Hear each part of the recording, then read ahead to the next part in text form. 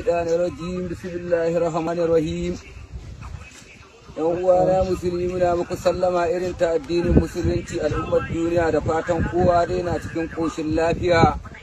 to insha Allah dai ga giwon nan ta sake tahowa ba sai na faɗa ba insha Allah sunana dai kowa ya sani ba ma sai na faɗa ba sunana dai bari in sake nanatawa da wanda bai yi da gane ni ba sai yi da fahimta na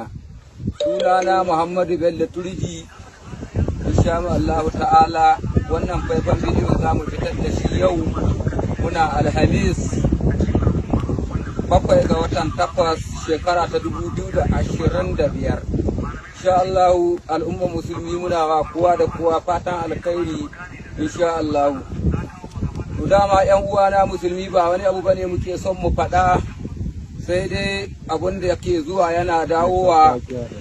saboda rashin fahimta na waɗansu mutane da ke zuwa suna zaune cikin ofis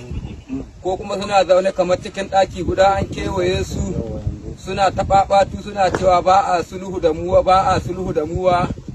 to mu ba ma ce dole sai an yi sulhu da mu ba ko kuma a'a ala dole ba ta hanyar da za a yi sulhu da mu ko kuma mun ce a'a ga wata wadda za a yi mu dai abin da muke nema zaman lafiya domin da manomi da makiyayi da ɗan kasuwa kowa ya ci gaba da hulɗar shi su kuma wasu waɗanda ba su tsoron Allah masu ci da addini suna nan sun fake kullum cikin ɗaki guda suna cewa sai sun ba a sulhu gwamnan Sokoto Allah ya kare shi Allah ya kare Tinubu to mu bi iznillahi ta'ala mu da yake wa baka fata Allah ya halicce mu idan yayi niyyar kashe mu ɗaya rana zai kashe mu idan yayi niyyar barin mu ɗaya rana zai bar mu ka koma cikin ofis kana ta ƙarya kullum zage-zage haka yau shekara 3 waɗin ga kai a kama Bello Turji a yini kana ta ci da addini ka ji tsoron Allah ba haka ake ba ba haka ake addini ba annabi bai zagi kowa wurin addini ba wurin wa'azi ba ka gane ko da ba mu da karatu mai zurfi muna da hankali muna da ilimin cewa gwargwado irin namu ka gane addini in ka ce da shi Allah zai tambaye ka ka fahimta ko ka zama jahili jaki ba kauye ka fahimta ko kullum ka ce ba a sulhu da mutu a naɗa ka kumandan yakin sai ka je ka kamo mu ko sai ka zo ka ga inga muke kullum kana ce majami'an tsaro wani kumanda na Bello Turji ya kira ni to ina ka samu lamba kumandan nan ya kira ka shi kai ma barawon ne ke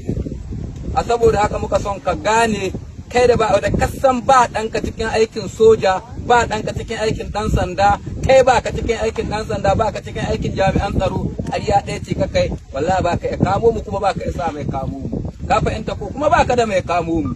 ka fahimta ko kullum kana nan kana ƙarya sai na ji